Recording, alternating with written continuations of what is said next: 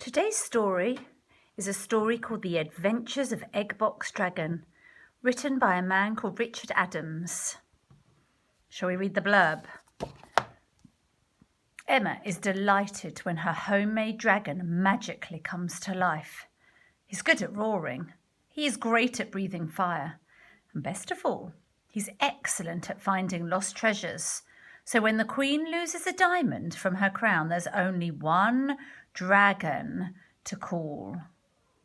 And the author, Richard Adams, he wrote a story called Watership Down a very, very long time ago. So some of your grown-ups might remember the story of Watership Down. And inside the front cover is actually a picture of him. That's the man who wrote the book. Let's see who illustrated it. Let's see who drew the pictures. Alex T. Smith. We haven't got a picture of him, but we have got a picture of Richard Adams, who wrote the story, the author. The Adventures of Eggbox Dragon. And there he is.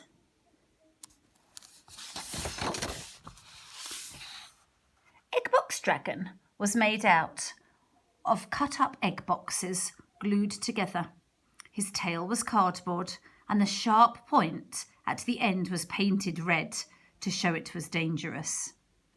His body was painted green and blue and grey, and his eyes were made of shiny bicycle reflectors. His wings were black bin liners, and his claws were made out of thick wire. Look at the mess that the little girl's made, creating this amazing Eggbox Dragon. And can you see, look, she's painting the tail red to show it was dangerous. When Emma brought him home, everyone admired him enormously. It's the gardener, look. And that must be Emma. And there's her Eggbox Dragon. Look, she's pulling him in a little pushchair. And there he is, all ready. A local gardener, a normally silent person, said, mark my words, that critter's got magic. How do you know? Asked Emma. Well, you'll find out for yourself tonight. Put him to sleep under the moon and watch what happens. So Eggbox Dragon was put to bed under the moon. Let's see what happens to him in the night. Next morning there was a fearful racket outside in the rose bushes. It was Eggbox Dragon. He'd already left paw prints in the grass, and Emma could hear him roaring. Can you see all the paw prints all over the book? And there he is. Can you see he's got a very loud roar? Gosh, not sure what he's done with the roses. Doesn't look good.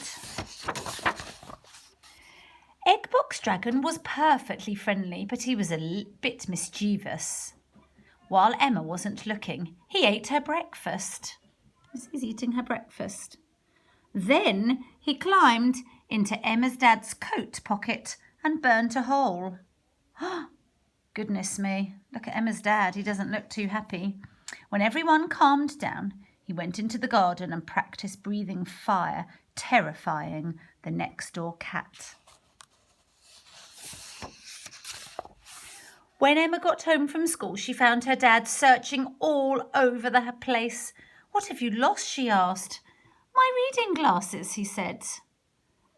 Oh, well, they're outside, Eggbox Dragon roared, on the grass. On the grass, said Emma's dad. Where? By the rose bushes, said Eggbox Dragon. Go and look. Oh, goodness. And they were. There's the rose bush, can you see?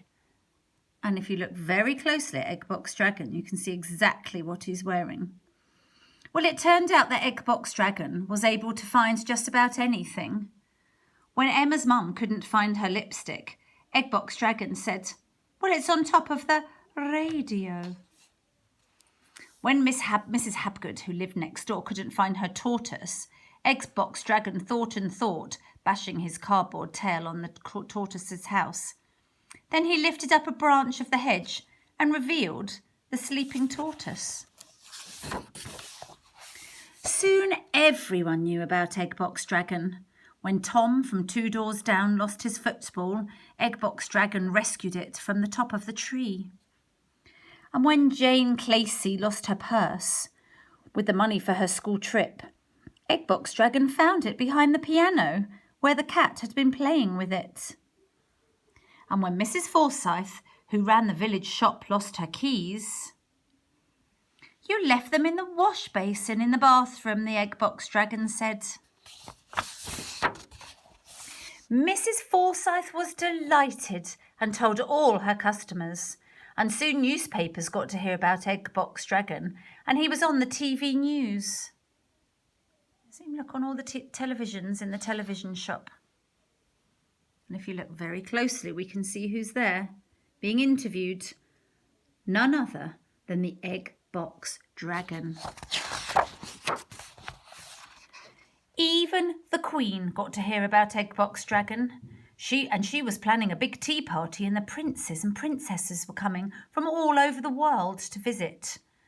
But when she put on her crown, she discovered the biggest and brightest diamond was missing. The Queen was very worried and sent a royal car to Emma's home to ask for the Eggbox Dragon's help. Emma and her dad and the Eggbox Dragon felt rather nervous, but the Queen welcomed them most royally and explained what had happened. Eggbox Dragon thought and thought, and he looked out of the window, which was open just a tiny bit, and he said, "The diamond has flown out of the window." "The Queen's guard," said Eggbox Dragon, "must be crazy, especially when he began to breathe fire and roar. "I'm not wrong," he said. "Look outside." Emma and her dad ran to the window. They hoped Eggbox Dragon hadn't made a mistake. The Queen looked through her royal binoculars at the tall trees outside the palace window. She ordered her guards to bring some tall ladders, and then they climbed up and up and up and found... Do you think she's going to find the missing diamond for the Queen, or has Eggbox Dragon gone rather mad? He found the diamonds in the magpie's nest. And there's the royal guard. Look, she's very pleased. And there's the Eggbox Dragon. And there, can you see, is the magpie's nest. And there's a magpie. I wonder if you've ever seen a magpie. I wonder if you've ever seen a magpie's nest to see all the treasures that might be there. Magpies love treasures. The Queen was delighted to have her diamond back. She was very pleased with Eggbox Dragon, and she gave him a special medal of his own. Soon it was time for tea, and all kinds of important people started arriving. They looked magnificent in their robes and tiaras. But the biggest and best crowd belonged to the Queen, and the diamonds shone out royally. Emma and her dad tucked into toasted tea cakes, tea and tiny scones, and Eggbox Dragon ate a whole chocolate cake, which he melted himself.